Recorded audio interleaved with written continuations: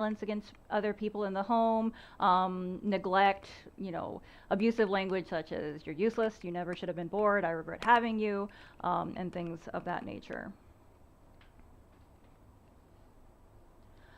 So, and then of that 42,000 children in need of social care, and of that 22,225 consultation cases, only 2% end up in children's homes.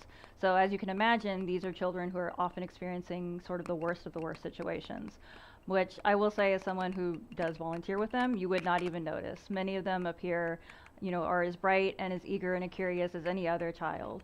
But 2% of these are then placed in children's homes, and unfortunately, even though the goal is, reunification or rehabilitation of the caretakers, generally once a child enters the system, they are there until they age out at around age 18. Now, there are cases of temporary protection, short-term stays, and that includes, if you're a single parent and you, God forbid, have to go undergo treatment, medical treatment, and you don't have any around who can take care of your child. These children are then sent to short-term housing and then returned to their family after, maybe the parent or caretaker undergoes their treatment. So now that you are sufficiently depressed by all that information, you might be thinking, okay, what can we do? What should we do? There are lots of opinions on what should we do. There's lots of talk that the government should be doing a lot. There should be more reformation. There should be laws. There should be regulations. And I'm not here to argue that. Yes, there certainly can be changes to be made. But in the interim, there are still children, there are still youth, there are still families in need. So what can we do in the interim?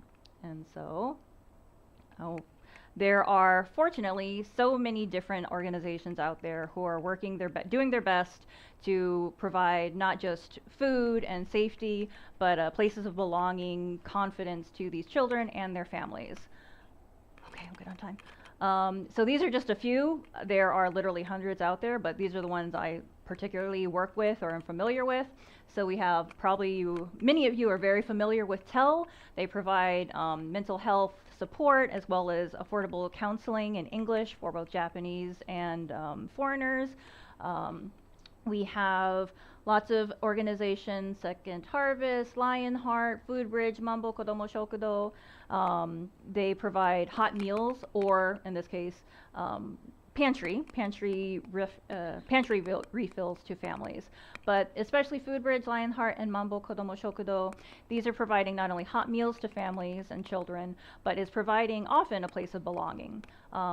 Speaking specifically about Mambo Kodomo Shokudo, a lot of the children who attend this, because they are due to various family circumstances, living in poverty, which can affect things like their mental health, their self-esteem. So actually many of them are not attending school right now. They do not leave the house, they do not attend school, but they do go to Mambo Kodomo Shokudo twice every month. And really this provides an opportunity not just for them, but also for their families to find a community, to talk with other people in similar situations, and feel like they aren't alone. And actually, one of the really great things about this is we've had a couple of children who, they don't attend school, they were attending Mambo Kodomo Shokudo, and now they've become volunteers. So they attend, and this isn't just a 1 hour in and out, get some food and woohoo. They're there for 8 hours helping prepare, clean, serve, clean up. And so for them, this is their place. Then we have organizations like Picorare. They focus more on actually women, young women and their children. Unfortunately, women who have experienced domestic violence, teen mothers who do not have a place to go, who might otherwise be contemplating self-harm, suicide, abandonment of their child. Picorare seeks to provide them with sexual health and wellness, information, education, support, and also a place of belonging. Again, a place where they feel like they are able to discuss their feelings, their situation, and find hope for the future. I wish I could talk all about these more in depth, but we would be here literally all night, so instead, I want to move in and talk about some of the actual activities that some of these organizations are doing that you as community volunteers or individual volunteers can do. For one, we have something called Pen Pals in the Community. This is with other schools across Asia, India, for example, India, Singapore, and it is English letter writing. It allows children, A, to contact their peers across the ocean, learn about other cultures, and also, kind of practice and learn about English. And so in this case, volunteers help them write their letters, help them understand letters from their pals, and just kind of share about their culture and learn about other cultures. Then we have, with our children's home specifically, we have seasonal craft and decoration as well as life skills. So seasonal craft and decoration, you might think, okay, making arts and crafts. But these provide, not only an opportunity, again, for children to sometimes build crafts with adults in the community, but this particular activity you can do from sometimes the comfort of your home as a group, and especially come March, April time, Sakura season. Our Sakura crafting is very popular because we take these, we send them to children's homes, and it is used as part of their graduation ceremonies, both for, elementary schoolers, middle schoolers, and those who are about to leave the home. And basically not only provides, kind of a nice way to brighten the facility, but also is a reminder of there are people in the community. The amount of flowers you see, usually represents like one person who has created something for them. And so is a reminder that there are people out there who are supporting them. Similarly, the life skills program, this generally tends to be by more experienced volunteers as opposed to individuals, because as you can imagine, things like electronic and robotics, can be expensive, but these provide opportunities for the children to see what else is out in the world, whether they live in a children's home or they live otherwise in hardship. They sometimes do not have the same access to things that their peers might. They might not have access to other professionals or after-school activities, and so through this, they're able to build their skills, talk with other adults, and ultimately build their confidence, like being able to be like, I did this, I built this, I learned this.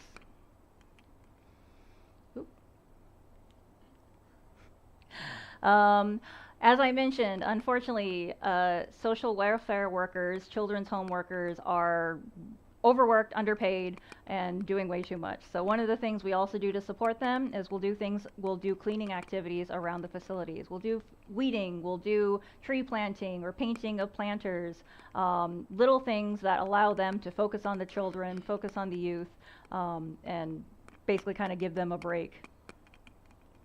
How am I at time? Okay. There you go. We have also things like English conversation, of course, but let's play opportunities, basically when the weather is nice. As you can imagine, nowadays, children are attached to their phone, attached to electronics, but also because of a lack of staff, it's hard to send them out to a park and oversee them. Because especially in children's homes, there are in some cases, these children are being actively pursued by their families. And so it's not like you can just let them go out and run on their own. So being able to go out and play in a playground with volunteers is a great way for them to, get outside and enjoy, again, the comfort of community. Okay, a little about this. Again, similar to like the food pantry, we provide gift and care package making, sorting of food for delivery. This is not only for families in need, but also for children, specifically those who have just graduated from a children's home. As you can imagine, probably the support maybe you received when you graduated, these children do not have. So we're able to give them things like, basic toiletries, rice, some things to tide them over, and as well as some nice, chocolates or something they might not otherwise be able to afford on their own. Okay, again, kind of what I just talked about. I'm looking at my time and I'm like, oh no. We're not going to kick the person talking about children's home. And so another way you can support, first, let me address the elephant in the room. Yes, I know, fuck Amazon. However, big space. The truth is a lot of these organizations, children's homes, welfare groups, do put things they need. They create their own wish lists and put them on Amazon.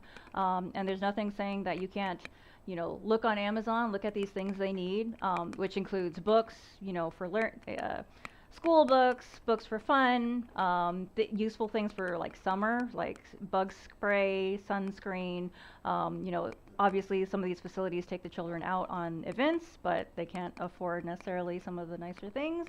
So they create lists. Sometimes it's on their websites as well, like legitimately, if you Google children's homes, or in Japanese, Jiro Yogo Shisetsu, you could look to see what's around you, and usually under their donation, they'll have also a list of like, hey, these are some items we need. So if you don't have time to volunteer, you can give back other ways, and you can buy from other places and send it to them. Okay, so up until now, I've tried to keep basically my talk very like neutral in terms of organizations, but now is the time where I plug a little bit about my organization, Hands on Tokyo. Actually, before I joined as staff, I was a volunteer for 2 years, and I was fortunate now, even though my position is children and youth in need, I was able to volunteer across the spectrum of activities we have. And one of our major I would say strengths is we provide bilingual volunteer opportunities. So whether you are strong in Japanese, strong in English, we actually have a lot of volunteers from China who can work in both languages, basically language agnostic. You can join us. And so our mission is to promote volunteerism in the community, as well as foster a society where everyone is valued. Won't talk too much about our history because who cares about that? But really, our strength is, here are our focus areas. Now, when you look at a lot of other organizations within Japan, they tend to be very focused on one thing, you know? So food pantry, children in need, women, mental health. We have 4. We have children and youth in need, we have special needs, elderly, sustainability, and environment. And even within these, we have various subgroups. Because we partner with other organizations, other NPOs, children's homes, welfare centers, schools, we basically are like, what do you need? How can we help? And they provide that because, as you can imagine, managing volunteers and their hours and activities is a whole other job on itself when they're already underworked. So we kind of help provide that to them. So if you are in, the other good thing is, you know, let's be honest, sometimes after a long day at work, a long week at work, you might want to volunteer, but you might not be ready to, you know, put on the smile, put on the ginkiness and interact with kids or adults and whatever. So we have things where you can just kind of zone out. You can make crafts, you can make care packages. If you like sports, we have basketball with special needs, we have blind jogging, blind tennis. We do river cleaning and beach cleaning at Arakawa and Enoshima. So really, it's all according to your interest, availability. There is opportunities for you out there. But, so here's like a list of some of our community partners, over 80. I don't expect anyone to read this. This is just to give you an idea of like, we've got a lot. And actually not even mentioned here is our special consideration. We do our Ayumo project, which specifically is supporting Ukrainian refugees here in Japan. And so, yeah, that's really it. I totally had a thought and I lost that thought. But basically the biggest takeaway I want is that no matter, there's a lot of darkness, I would say, going on in the world, but that don't underestimate your own ability and yourself and your ability to make a difference in someone else's life. So thank you very much.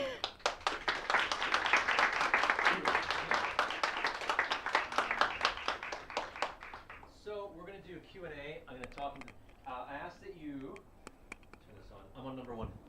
I don't want to stand anywhere near that speaker because I don't want to do a Jimi Hendrix. That's the technical term in show business for feeding back. Yeah, so we're going to do a Q&A right now.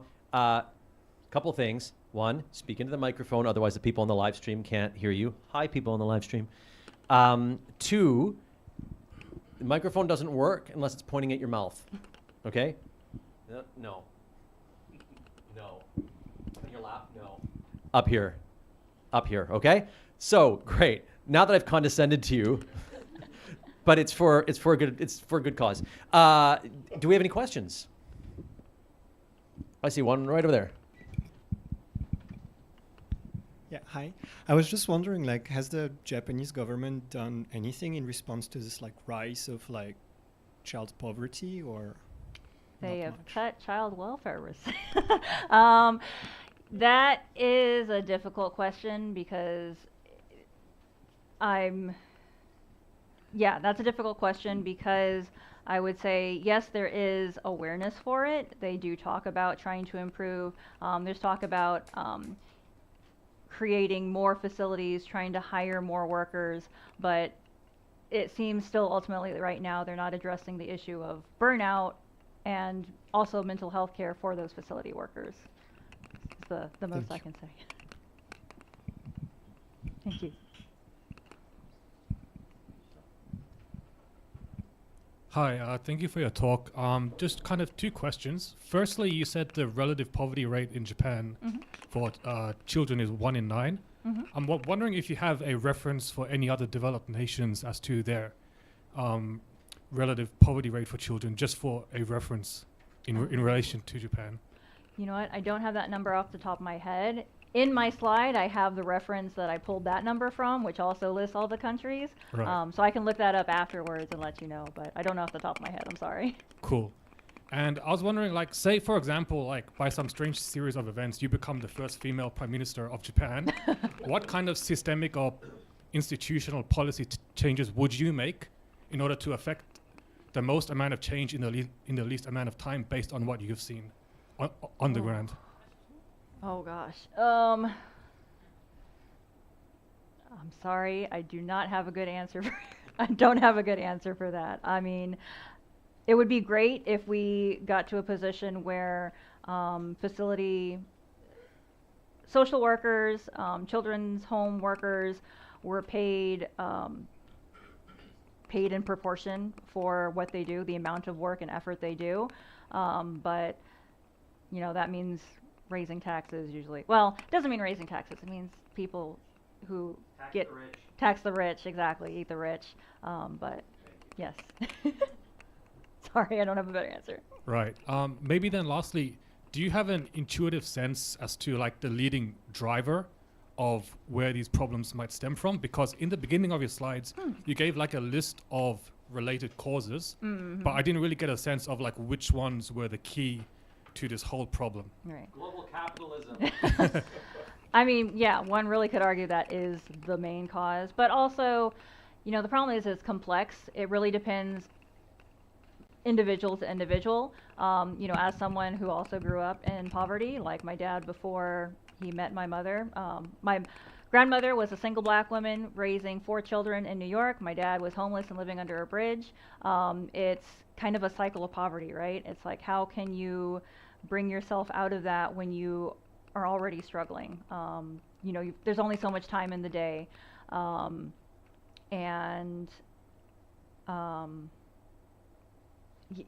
It's basically, it's a vicious cycle. And of course, if you're already suffering, that tends to affect your mental health, which then also affects your ability to work and your ability to think clearly for yourself. And so it really is basically a vicious cycle, I would say, depending on that person. Thank you. So is this one on? This one may not be on. I mean, is it on from the... Is the number lit up on it? Where is the number supposed to be lit up? On the barrel. There we go. There we go. There we go. So the numbers you had on the increasing statistics, the increase in reports on DV and related issues, those are climbing pretty dramatically. But you know, anybody who has kids either here in the U.S. or either here or in another country like in the U.S. knows that you know, you always know, oh, there are families that are having problems and those aren't getting reported, and there's a lot of social stigma around it. Right.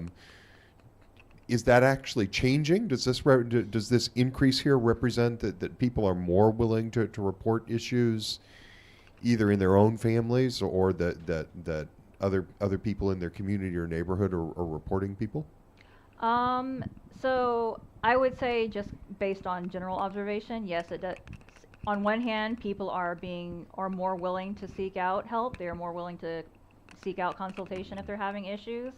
And the thing is, actually, with many of these, maybe not DV, so not DV specifically, but with the child abuse, it's generally not parents. It is usually people in the community, often teachers, who are making those calls. And so I would say there is recognition for it. It is growing, but there is, unfortunately, yes, still a stigma of like, oh, I shouldn't, it's not my business. Oh, it's not that serious. So that is a whole nother set of sort of a whole nother thing that we are focusing on, or needs to be focused on, is that stigma. Thank you.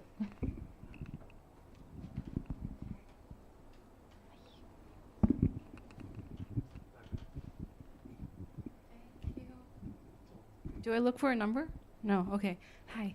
Thank you for that lovely presentation. I did sign up for Hands-On Tokyo during the pandemic, and it seemed like the spots got filled up pretty quickly. So I gave up eventually. Do you think there are more events and spots available post-pandemic? Yes. Unfortunately, during the pandemic, a lot of things had to change a lot overnight very quickly.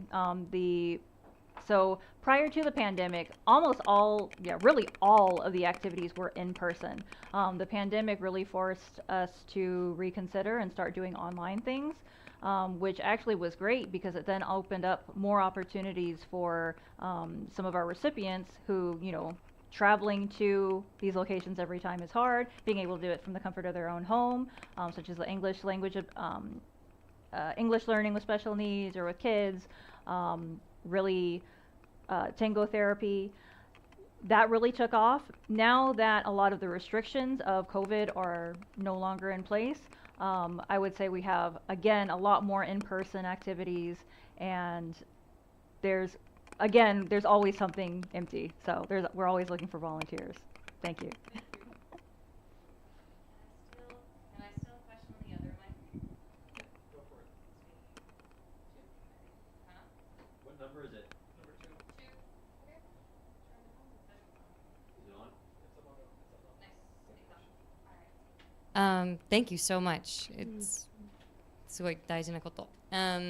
So you were talking about kids getting like released or sent home from like the children's support homes in those facilities. What does I'm curious about that in general. What does like the kind of assessment process look like to ensure that the child is being sent home to a safe home? Is it always like, do you feel confident that they are being sent into a safe place once they're out? That kind of thing. Yeah. So again, it's sort of a case-by-case basis. There are instances, so even though about 60% of children in children's home, it is due to abuse, sometimes it is also due to a parent's mental health, physical health, things like that. So in those cases, once the parent has received treatment or they've received help, we do feel fairly confident that they're being released into a comfortable environment. However, also due to privacy laws, we as an organization, volunteers, even the facility itself doesn't get to know all of the inner goings of what happened at home. So we would like to say that yes, we are confident, but I think ultimately, we don't know 100%. So. Do some of those kids also go into a foster system, or do they mostly stay at those facilities?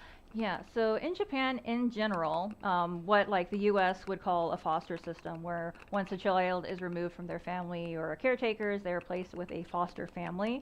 That does exist in Japan, but it is relatively less common. It is far more common for a child to be placed in this children's home. Now these children's homes, they're not, when you think of like Oliver of big little orphanages kind of deal. They are actually, maybe you might even around here look like regular homes. They are, so even though it might be one large facility, so an overarching name, but then there are many different houses where these children are housed, and so these children, especially if they're there long term, they generally maybe 6 to 7 children in a household. They have their own room, and they have communal meals, basically like they would with a family or siblings. They work on homework together. So to answer your question, foster parents, foster homes, kind of in the way we think of it, is less common. Thank you. Thank you. I have a question. Mic on? Okay. I have a question if no one else. Okay. thinking more about volunteering specifically, what are some of the differences that you've observed between volunteering and how it's perceived or known about in Japan versus in the U.S.? So Japanese take volunteering very seriously.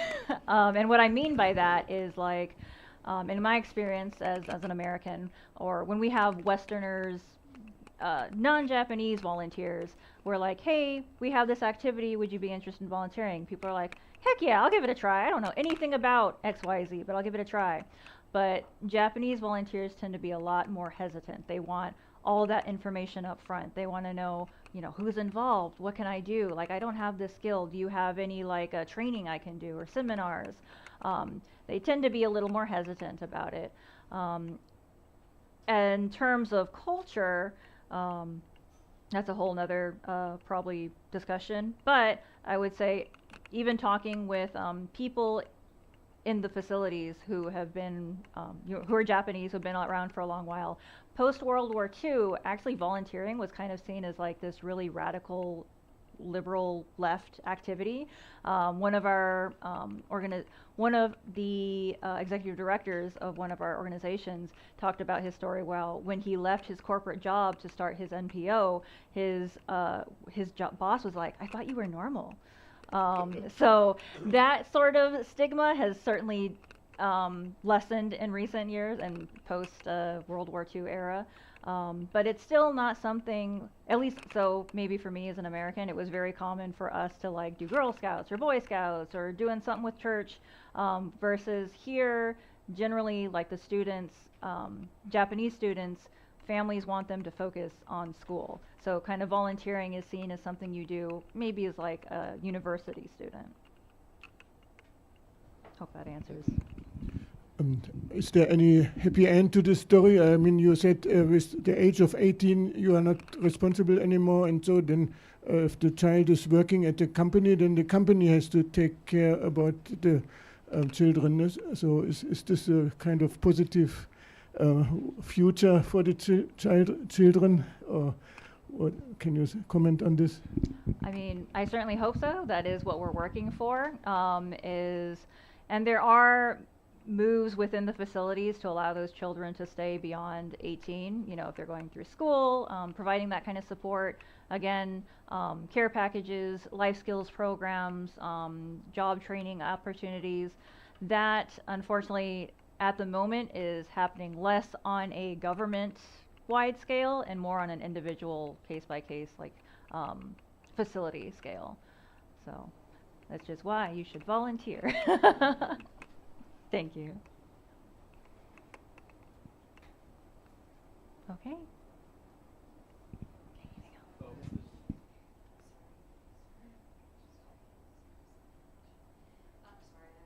Question for Yeah, you. yeah. So you gave some opportunities for in-person volunteering and some like remote kind of volunteering, and then supplying things. For example, looking on Amazon, seeing what they have, and supplying that. Is that like, and then maybe sending those? Would you say it's more effective to buy the goods and get that to the organization, or to donate money directly to the organization if financial support is the way that you want to go with your support with to the organization? I mean, to speak bluntly, I think many organizations would prefer cash donations, and the reason for that is every facility, every child's situation is slightly different, and so the facility knows their situation the best. So, especially with those things that their Amazon wish lists, those are things that are trying to appeal to as many children in the house as they can, but like you saw with the psychological treatment facilities, for children who need psychological care or maybe excessive support that way, finances can go towards, you know, direct monetary donations can go towards those kinds of services. Thank you. Yeah, thank you.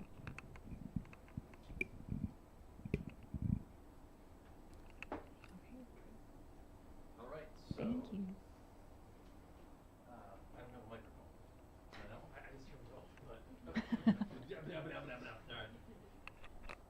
all right. Okay. So. I won't stand in front of the the speaker there. I'll stand beside this speaker. Yeah, okay, so that's wonderful. Can I get a round of applause for Katie? Thank you. Thank you. If you have more questions, she's around during the break. You can still talk to her. She's a human. And yeah, we're going to take like a 15, 20-minute break, and then we'll be back. Please buy drinks and stuff. We like that. They like that. Yeah, good times. Thank you.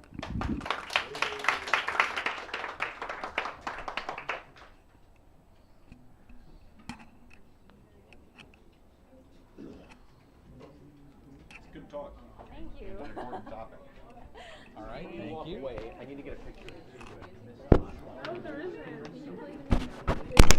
Play the funky music, white boy.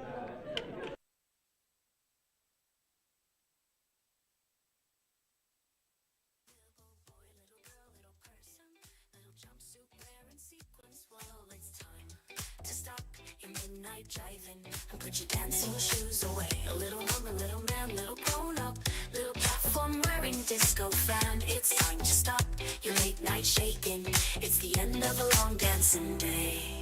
This is a disco. This is a disco lullaby. Lay down your funky head. It's time to go to sleep now. Go get tucked into bed. Your daddy and your mommy will boogie shake their bunnies at the disco scene. But first they'll tuck you into bed and you'll disco in your dreams. Disco dreams.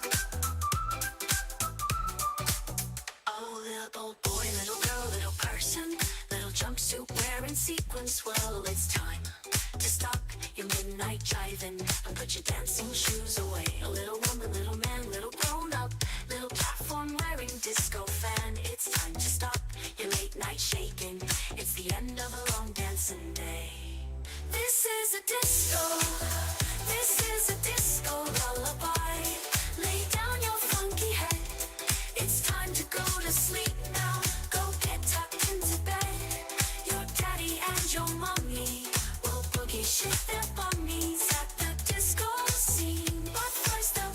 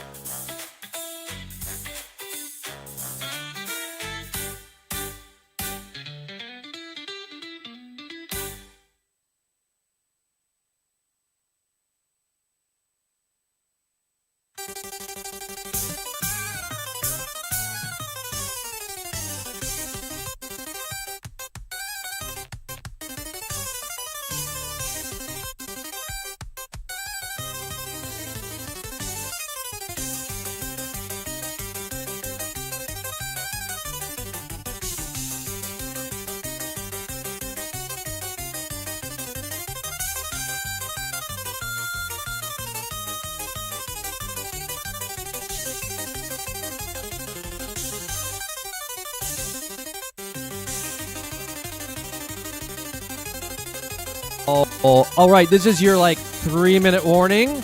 If you're gonna grab a drink, grab a drink. I mean, not like you can't grab a drink during a talk, but you know. And we'll be back in 3 minutes. 3 minutes.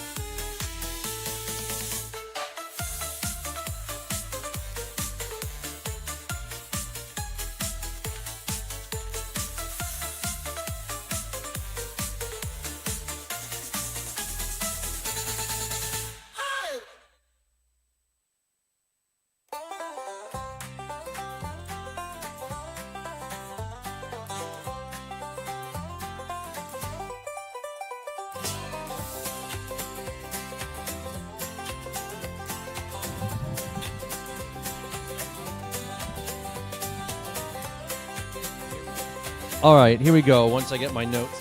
Come on, you. Just hitting my phone to try to get it to. There we go. Scroll. All right. Welcome back. Let's see what the next slide is. Just a reminder, we're back here on September 19th. It'll be fun. Oh, yeah, here are friends at Tokyo Humanities. I just found out during the break, they apparently have announced a date for their next event. They never do that, but they've done that. So use that little QR code, or you just look up Tokyo Humanities on Facebook, because that's where they are. I don't think they have a website. But they're like kind of like us. They do humanities talks. Is there any juice? You guys can hear me, right? Okay. Well, the room's quiet, so I'm supposing people can hear me. Or they can't hear me, and they're being quiet, so they can try. Yeah, they're kind of like us. They do talks on humanities stuff. And they usually have like 4 speakers, which I don't know how they do that. My head would explode. But they do it, and it's awesome. And they do it here. They do it right here. So this is convenient for you. You might also want to check them out on Facebook. What's next? Space Cafe. I don't know when their next show is either. They haven't told me. But they're usually at Good Heavens Pub, and you can find them at Space Cafe Tokyo. I really hope that's a Twitter handle, isn't it? They need to change that. I need to have a word with them. I don't want to throw that up on the screen. Yeah, and Selena, did you want to talk about Journey to the Center of the Middle of the Core of the Night? Yeah. Okay. Oh, you want the microphone? I want the live stream to hear me. I heard that's how I'm supposed to do it. Exactly. I also heard I'm supposed to just hold the microphone up here. Is that correct? That is incorrect. Great. Hi, guys. I'll keep this very brief for now, but we are starting the process of kind of planning and preparing for an event called Journey to the End of the Night. Andrew was so close. Journey to the End of the Night is basically a giant game of tag plus a series of escape rooms around an area of Tokyo. It's really fun. It's a great community builder just like this. We're starting to get into the planning process. So if you look up Journey to the End of the Night, you'll see our Facebook page, and we'll be starting to post a lot of promotional materials soon. And if that sounds like something that you would like to volunteer with, there's a lot of interesting things that you can do in small groups. It requires a lot of creativity. It's really fun. It's really interesting. There's a lot of different ways to participate. So please keep your eyes out for that. Journey to the End of the Night 2025 is coming back. Thank you. Thank you, Selena. Not to be confused with the Jules Verne novel of the same name. All right, can we see the next slide? I'm sorry I didn't have a slide for you, but you didn't send me one. I found out tonight you wanted to make that announcement. Oh, okay. I was actually Bruce's. I think it was Bruce's idea, so I can't take credit for that. Bruce. Yeah. Okay. So I've lost it again. Come on. Now my keyboard's covering like half the screen. It's what happens when your phone starts getting old and you are too cheap to get a new one.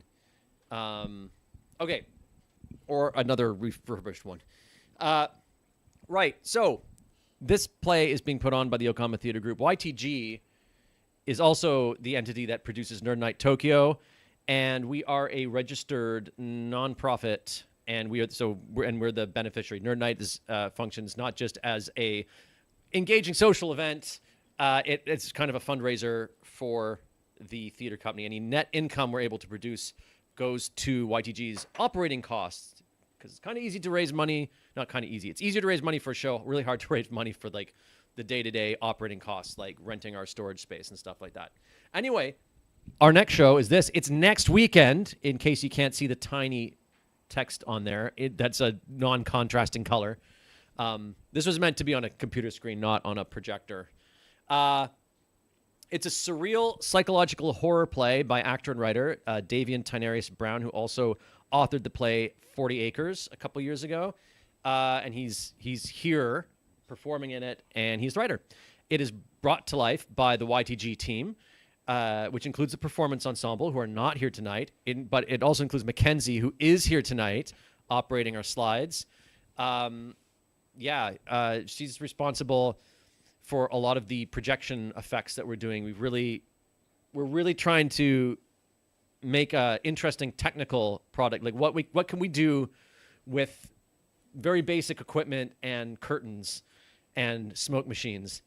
And I think it's going to look cool. We won't know until we get into the space next week, but we have high hopes. We also have 2 Broadway designers working on the show, people I happen to know. So I don't want you to think we're like paying Broadway rates, although Broadway rates are much lower than you think. And yeah, we're a nonprofit. We choose our shows primarily based on artistic merit and process. How interesting will the process be? How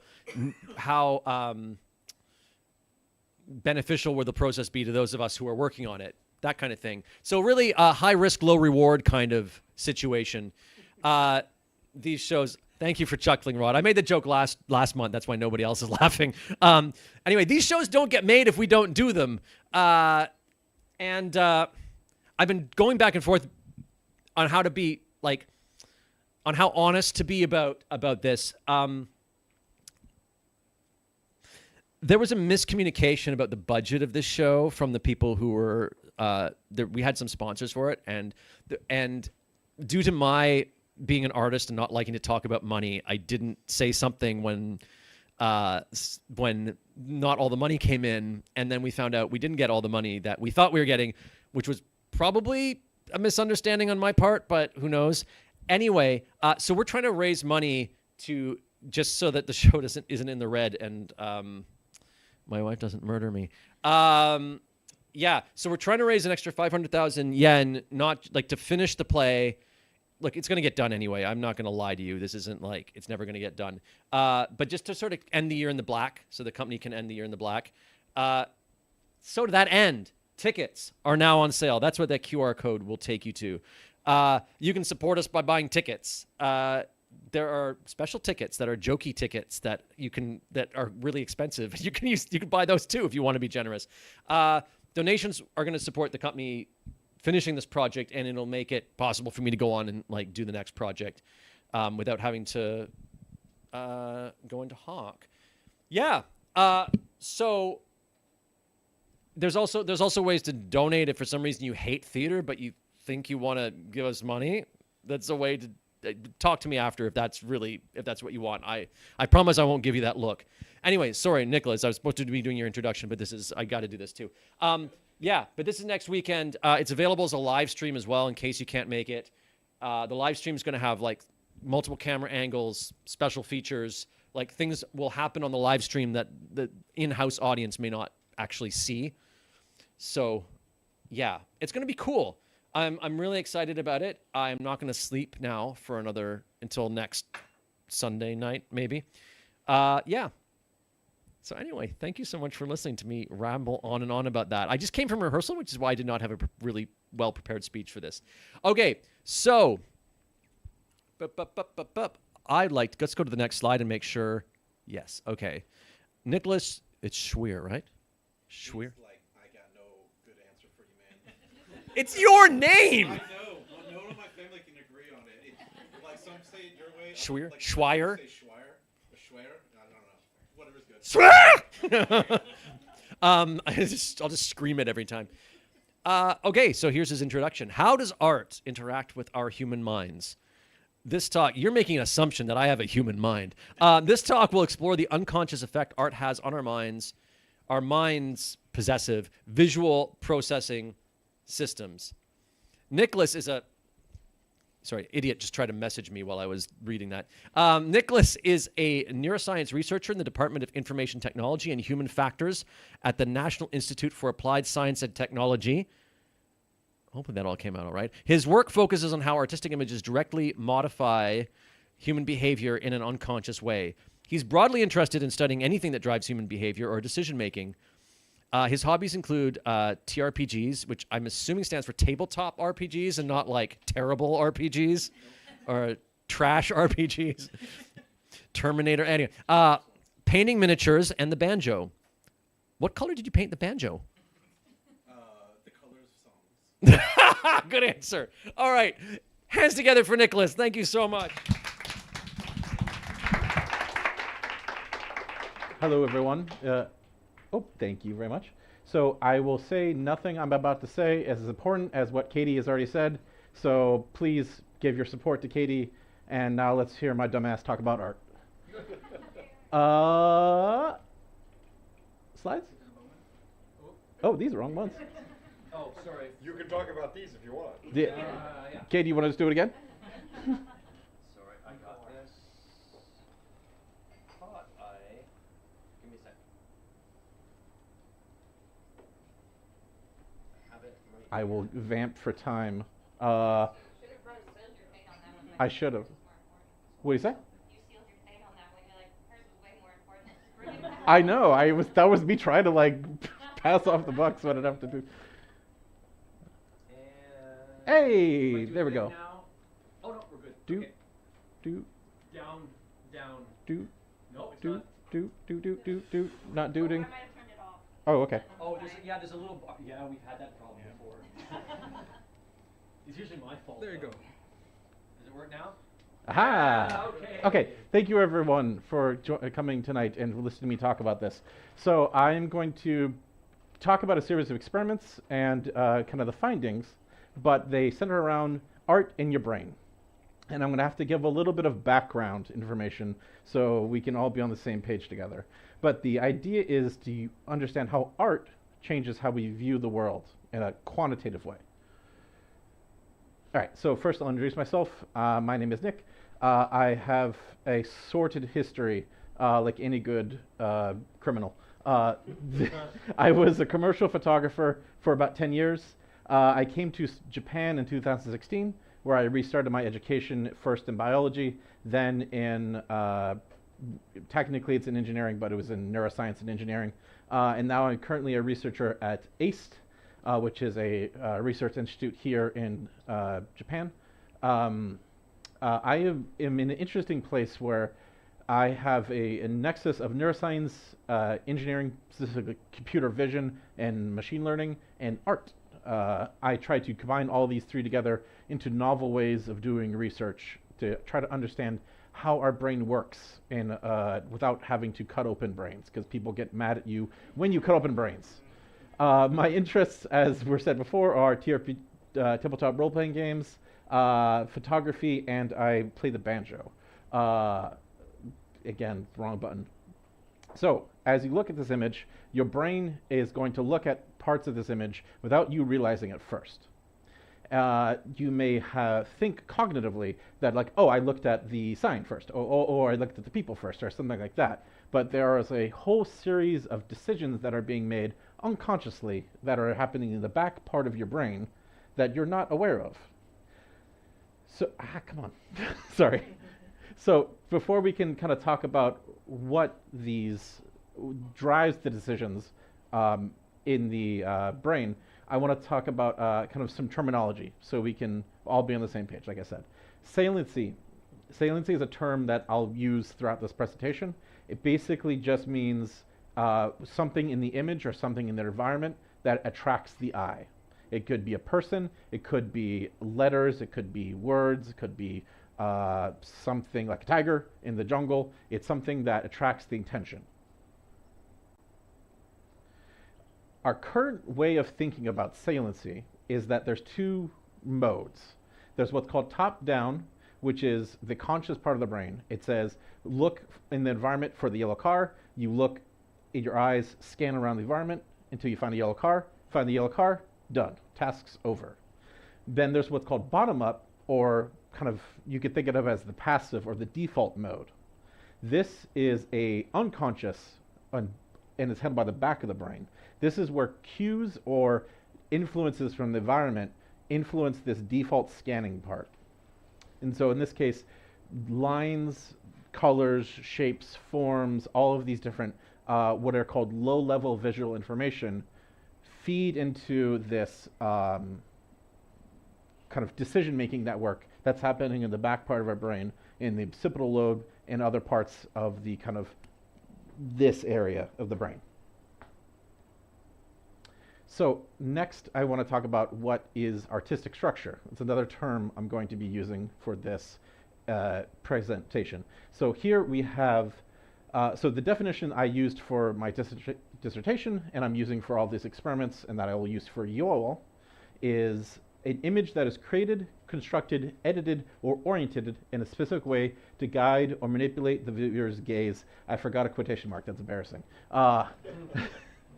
So what that basically means is that an image or visual information has been reformatted to make it easier to understand, or has been kind of pre-processed by a human.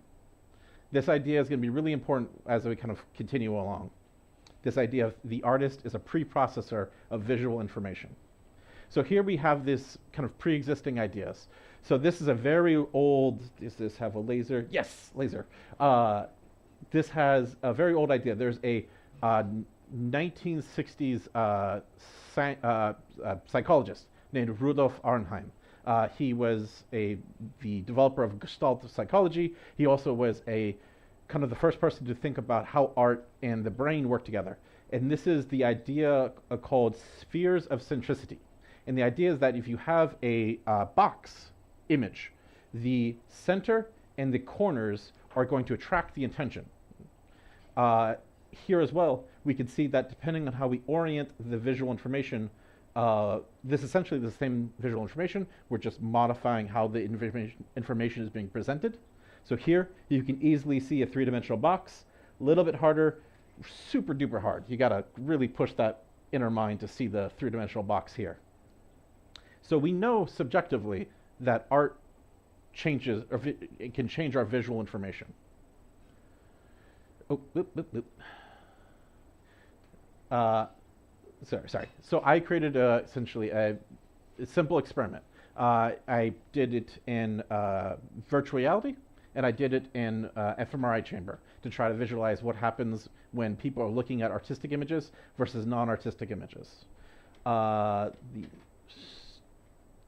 Sorry, the order is a little messed up here. So this is an example of a structured image, or artistically structured image.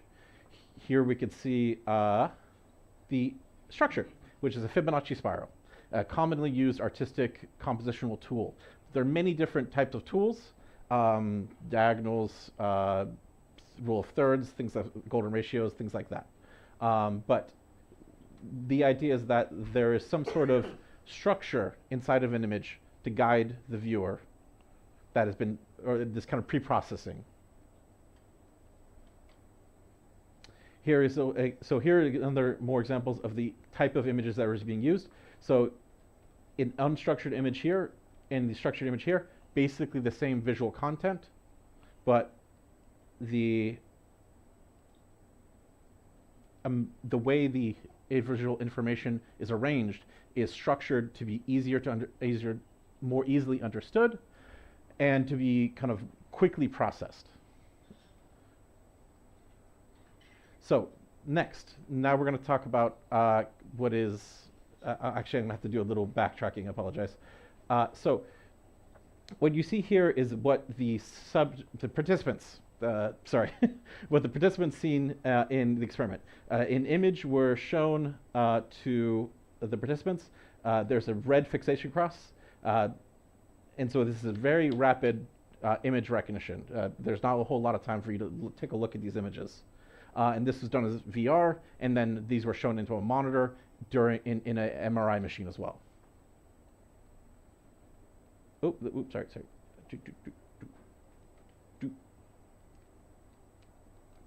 There we go. So the important next thing I need to kind of background-wise to tell you about is the difference between fixations and saccades. These are types of eye movements. Your eye moves constantly. There's really no way it ever stops. It's constantly twitching back and forth. There's the two types of saccades, which are basically rapid movement that have long distance. These are times in which you're actually not seeing things. You're not visually processing. It's just your eye moving from one place to another. And there's fixations, which are basically short, rapid, little movements around usually an object in the environment. That is when you're actually perceiving an object in the space and trying to understand what it is. So think of saccades as not seeing, fixations as seeing. You're actually seeing something in a fixation. This did not come out well in black. Okay. The way that we know in neuroscience how this should work. So we understand how artistic structure works. We understand how eye tracking and the eye movement works. How should it work in the actual brain itself? Well, as you get the visual input from the optic nerves, it comes into about here in your brain in what's called the primary visual cortex. And then here, the interesting part is it actually could just skip the rest part of your brain and go back to the eyes. And that is what causes a saccadic movement. And we don't really know a whole lot about what draws, what causes that generation of saccadic movement and what decisions are being made there. There's a whole really fascinating field of study about saccadic movement, which we're not going to talk about. So instead, we're going to talk about what are the two common, what are called visual streams. There's the dorsal visual stream. This deals with motion and spatial relationships. And then there's the ventral visual stream. This deals with form and color. And so this is a way of the brain dealing with kind of processing these two different low-level visual information kind of parallelly. Parallelly, okay. At the same time. So in this experiment, like I said, I showed people in virtuality and on a Mentor in VR. All of the images were shown of natural scenes without people. Without people is very important because we have a special part of our brain for facial recognition, so I wanted to avoid that. I showed them structured images and unstructured images, and then I collected behavioral data by using eye tracking devices within the VR headset. This allows to quantify where in time and space they were looking at during the image viewing. And I did neurological data collection using the fMRI. This allows us to quantify which part of the brain is being used during image viewing. So, looking at eye tracking results, it's a graph. I will explain it. Please don't be scared. The first one here, let's look at this one. Time to the first fixation. This is the time to the first thing you recognize in the picture. So in that first picture I showed you, this would be the first thing that your brain recognizes. And we can see here the black is structured, the gray is unstructured.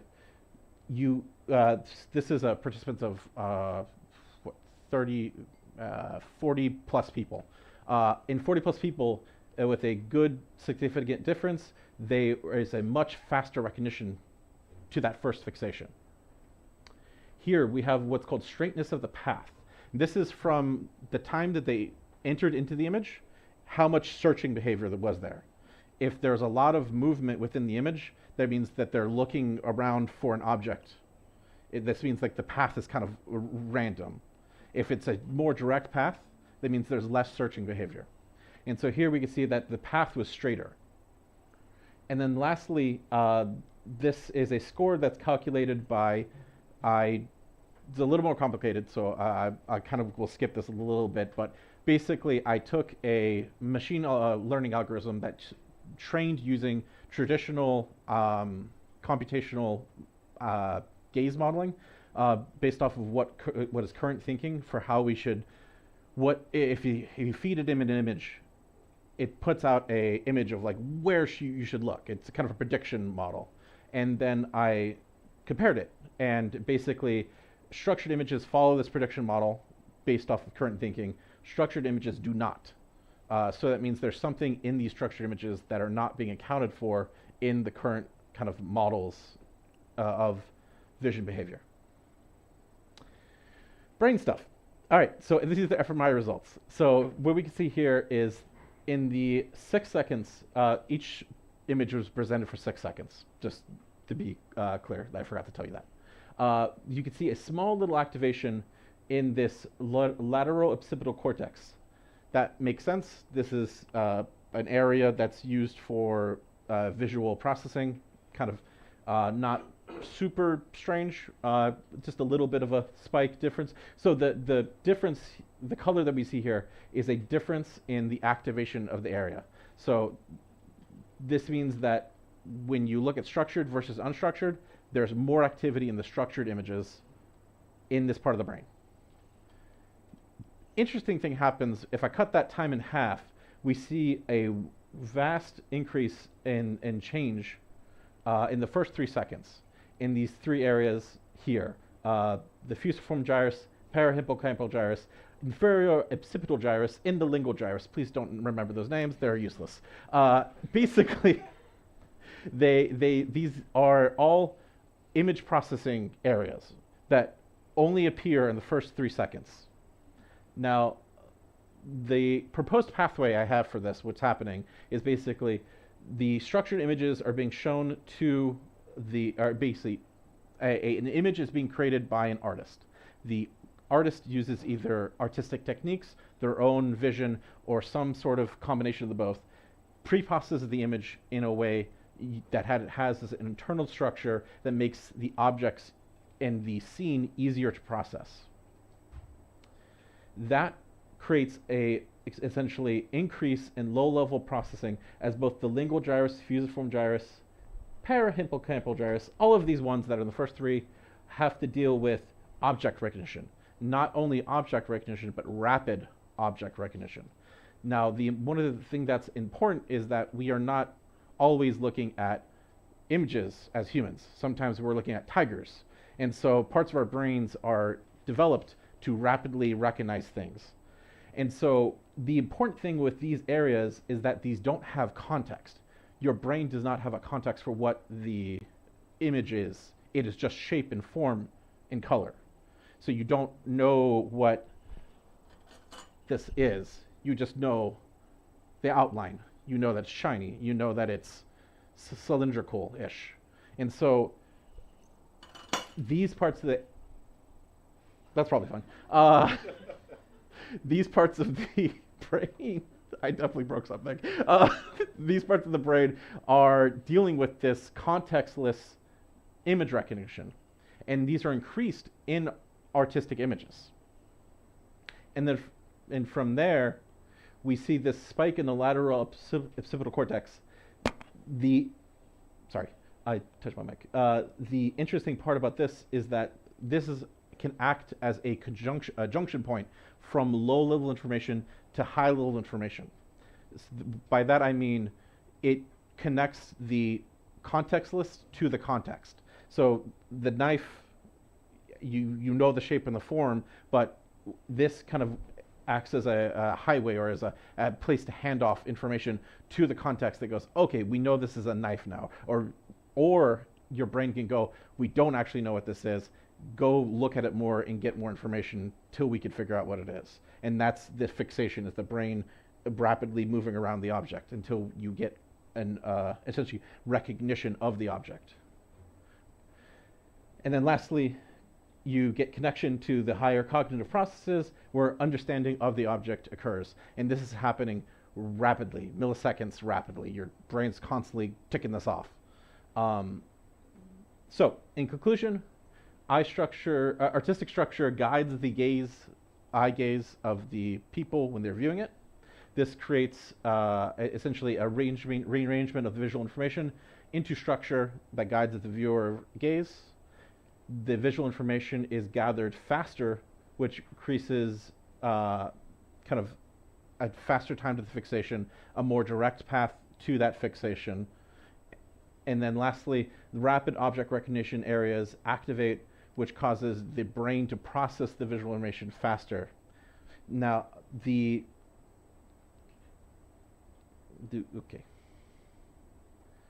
I think, okay.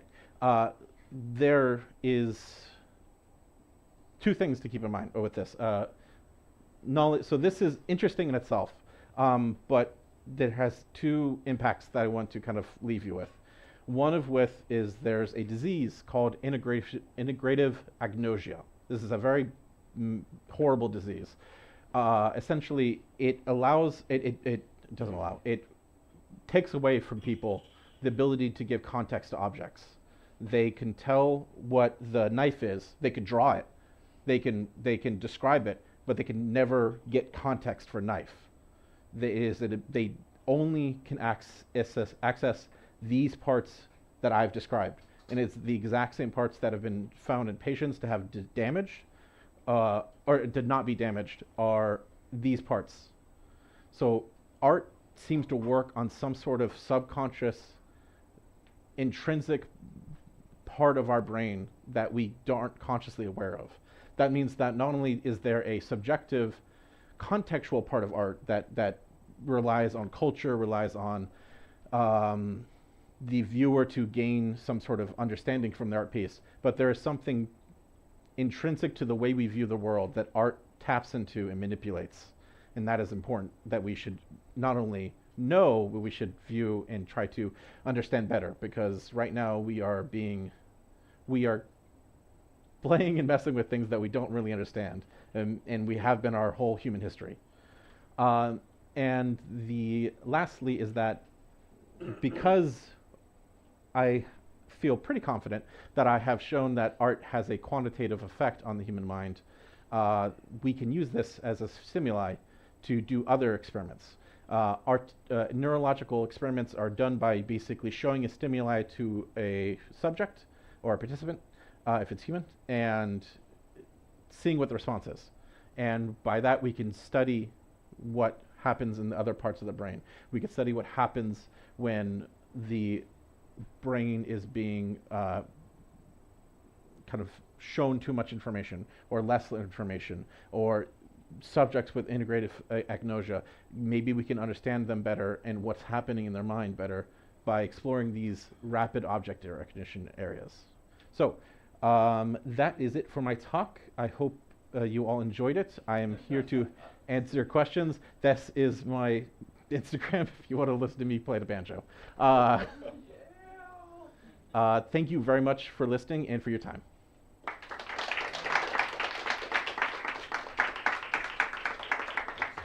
Grabbing that link before I grab the microphone. Number 2. I'm talking about the microphone, not the bodily function. Thank you so much for that. That was fascinating. Yeah. Anyone have any questions? Okay. Question. Who has the other microphone? Okay. Oh, okay. Why don't you go first then? Thanks for the talk. I think what I wouldn't say doubts, but you're gonna run into questions about specifically what definition of art you're using, because as you know, if we're going to use the largest, broadest possible definition of art, we can just talk the intention of adding structure to these images, but you also have art that is almost intentionally unstructured, like a Pollock painting is almost always unstructured, at least if you're not trained to look at it, right? So are you thinking of investigating how these apparently unstructured works might differ from obviously structured works, so to speak? Great question, thank you.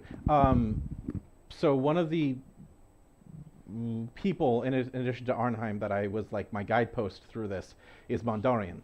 If you're familiar with Mondarian, he did Cubism, very special. So Mondarian and Pollock both are kind of, I would say to the casual observer of art, we would say someone threw something at a thing and it made art. But even Pollock, when he put the paint can on a string and punched a hole and went, woo, that is intent. That is intent to make an art piece. There's random chaos, stochastic that he put into the art itself, but the intent is still there. He still essentially did pre-processing. What I showed here is on photos, because I'm a photographer, that's what I know. But I need to do obviously more experiments on things like painting, on things like sculpture. There's 1,000 different art forms, but the idea and the definition that I sent, I think, still sets no matter what art form you choose, because there is no way to make art without intent. Thank you. I think behind you. Thank you. About making art without intent, I'm curious to see if there's. I don't know if anyone's done any experiments comparing AI quote unquote art, which obviously is not created like by a human with intent. It's kind of like machines approximating human intent. Do you think there would be? Obviously, I'm asking a scientist to speculate, so No, it's maybe you won't. But do you think there would be a difference in how people process that versus something that's been created by a human? So that's a very interesting question, and I think that there is a. I mean, it seems like maybe you're an artist as well. Okay, so if anyone who has an inkling of art or has kind of done any kind of art training, there's just something like just jank about AI art, and you can't really put your hand on it. There's just something like this don't feel right. Like it's the old Uncanny Valley like 3D CG effect, and I think what that is that there's something in that rapid object recognition of our mind that's not jiving correct. I don't know what it is. I would have to do a bunch of experiments. That's the scientific response, is I have to do experiments. But I think that there is something that is not, the AI art is not constructed with intent. It's essentially just randomized pixels that have been assembled in a way that they think that the prompt should respond to. But I think that when you have intent versus no intent, there's something in the intent that our brain picks up, either through happenstance of just how perception our mind perceives, or there might be an evolutionary adaptation. I don't know. There's some interesting thoughts and talks about that we can have later on. But I do think that there is a quantitative difference between the two, that happens neurologically. Thank you. Okay. Hello. Thank you for your talk. It was very interesting. I have a question. Do you think there's a difference in how the brain differently processes when someone looks at an image that has a symmetrical composition versus an asymmetrical composition? Ah, that's interesting. Yeah, both are used depending on the kind of image that's being created. I did do some early pilot experiments trying to differentiate between different photographic composition techniques. So diagonals, Fibonacci spirals, triangles, things like that. I didn't do symmetrical versus asymmetrical. I will say, at least as far as photography, we don't generally do symmetrical. There are times in which you would have a purely symmetrical image, just if the case sets, but you're generally taught asymmetry because rule of thirds and these things like that. You generally you weight the image in a different way to make it more interesting. I would be interested to see if there is a difference. My thinking is that in terms of the rapid object recognition, there might not be any difference, but in the context, once you go past that and you get context from the image, there might be a difference, but I'm not sure. Okay, thank you. Thank you.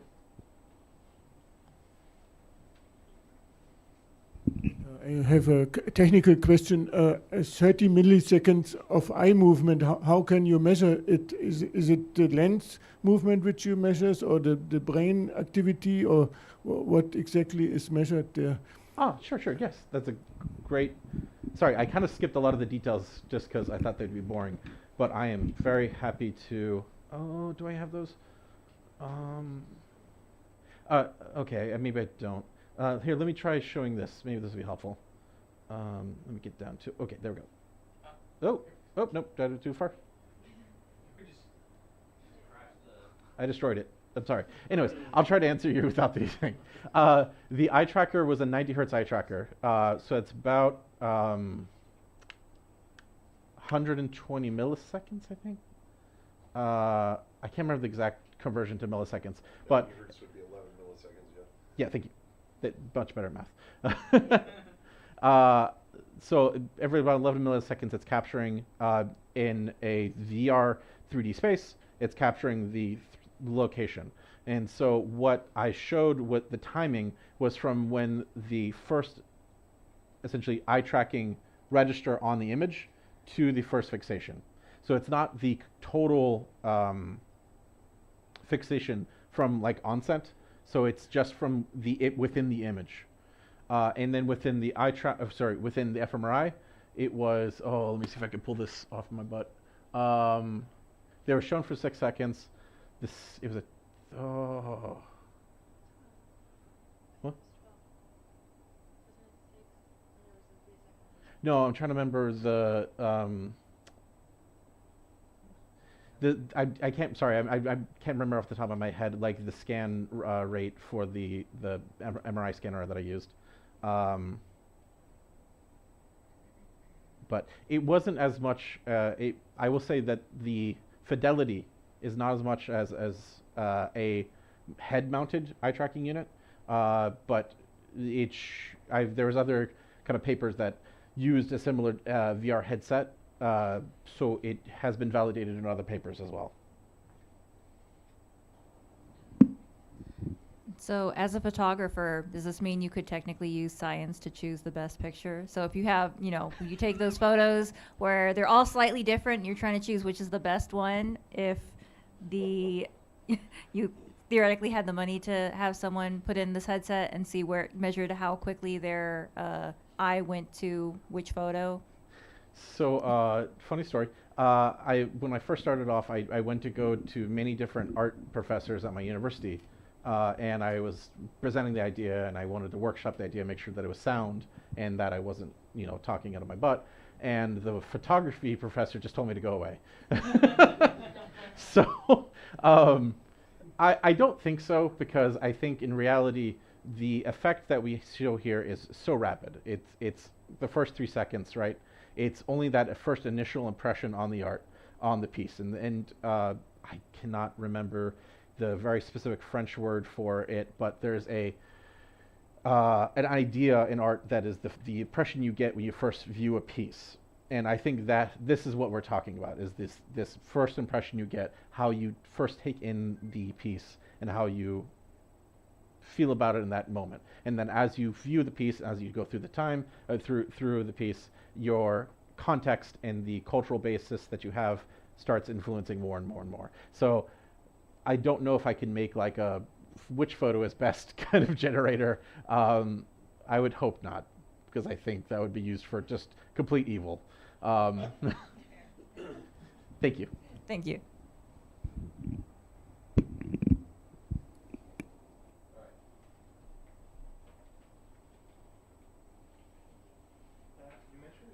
There is like some people have like problem recognizing real objects, right? Yes. But they could recognize them through art, right? And so it might be a weird question, but I know there's like a syndrome where people cannot recognize like their loved ones, for example. I think it's called Capgras or Capgras syndrome. Yeah, I think. Do I know you what you're talking think it could help them? Let's say if they saw like a photo of their loved ones that they cannot recognize, do you think it could work in this way as well, that they don't recognize them in real life, but they would be able to recognize them, like, let's say, like a painting of them, or like... Yeah, I think I know what you're talking about. I think it's a problem with the fusiform face area, which is a part of the system of, I believe it's the dorsal visual stream. The dorsal and the ventral do connect through ways. There could be a way where you can try to train the ventral stream to take over those pathways. I have no idea how, if you could. There's been some therapy I've seen with the integrative agnosia patients where they can draw the shape, and eventually they can kind of like basically relearn it. So instead of being like, this is a knife, you go, okay, this shape when I draw it is a knife. And they rebuild, they kind of like loop back to the connection. Maybe you could do that with like your wife's face or your husband's face. I don't know. It would take just a ton of therapy though. But that's a really good idea. Thank you. Last question. Thank you for the talk. I was just wondering if you could provide some brief comments on the participants you used for the fMRI scans, because as I understand, one's underlying language and culture greatly informs their response to some particular situation. So what I'm struck by is a particular scientific experiment where they had a bunch of Spanish speakers and English speakers view a crime and then report the incidence of the crime. And then the Spanish speakers would report the crime in one way and the English speakers in another way that was exactly very linearly separable in the way they interpreted what's going on. So therefore, I would imagine, depending on the patients that you chose, it may affect the underlying fMRI signatures that you got as a result of your experiments. So I'm wondering if you have any comments on that, on the participants you chose, or if there's any underlying relationship that you found, or that is in literature that may inform that one's underlying language and culture may affect this underlying brain analysis. Yeah, no, that's a great point. Art is, you can't take art without culture and the viewpoint in which a person views the piece as either part of the culture where it comes from or is not. You know, in painting made in Europe in the 18th century being viewed by a Japanese person in now, they have a different viewpoint. Like you can't compare those two interpretations. Where'd it go? There we go. The cool part is, though, all of this is unconscious. There's no context, so it doesn't matter what the front part of the brain's doing. This is all the back part of the brain where there's no context for things like culture or where the person's from. So all of the activations are unconscious, just essentially what should be the same in every human. But that is an important bias to keep in mind for an experiment. Okay, I need a microphone. Thank you. It's number 1. Okay. Nicholas, I'm sorry to cut it short, but you know he's human. He's around. You can ask him questions directly too. Wow, who'd have thought it? Thank you so much. Thank you. Amazing talk. And I'm just going to do run the thank yous now. I think so. We got to flip this thing. Hold on. Flip the. God, can I do it? Blue screen. Blue screen. Blue screen. This may be out of date because I didn't redo this for this week because I was busy doing a show. You may remember I was talking about that. I just like to give a big thanks to Andrew Bruce Todd, who books our speakers, deals with the venue, and probably a million other things I'm forgetting. Super guy doing an amazing job, and this event would not happen without him. I'd like to thank Coco, who is here. Where did she go? Where'd you go, Coco? She's hiding because I guess. But why are you hiding? Anyway, Coco, one of our volunteers. Thank you, so amazing. Melvin, he is running the cameras. He does the bulk of the setup before, especially today when I was late because coming from rehearsal. Melvin, thank you so much. Daria, running the sound, turning the mics on and off. Thank you so, and also setting up a bunch of the sound equipment when you get here as well. Gray's not here. They're not appearing in the show today, but we love them anyway.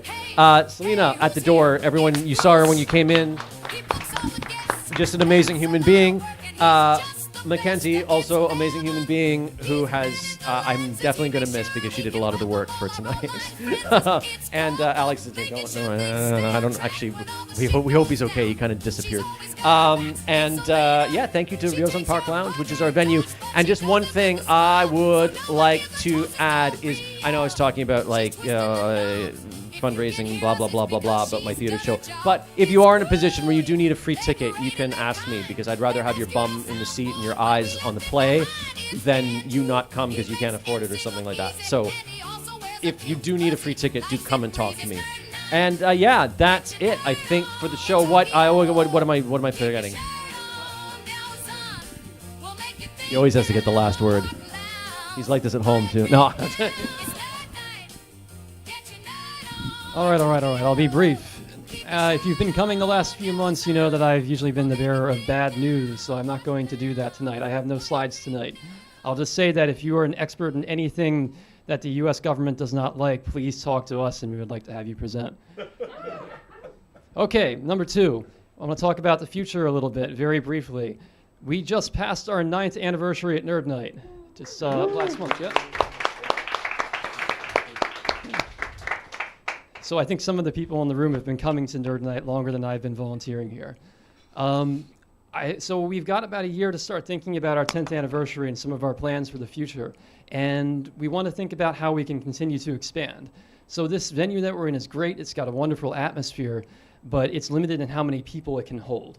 And it's also a little bit off-center from the city.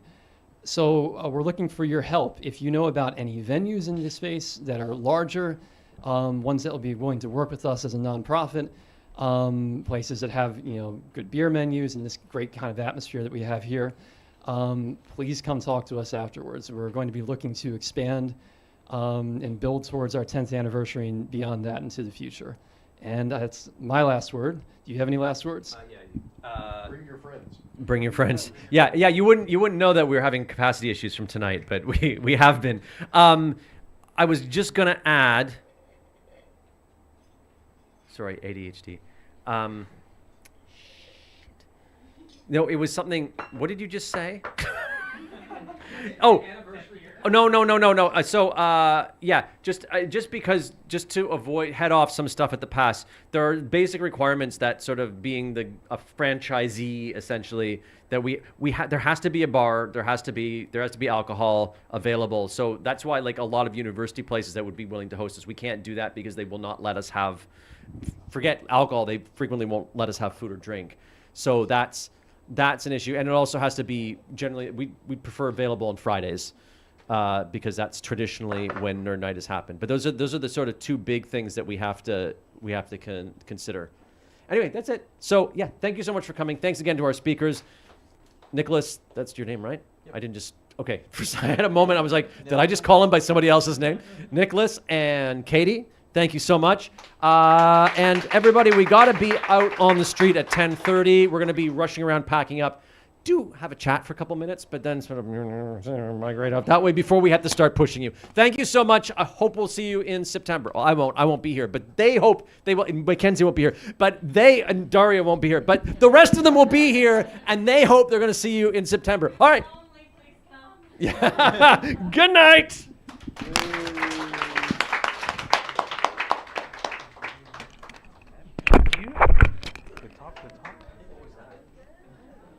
The microphone was on.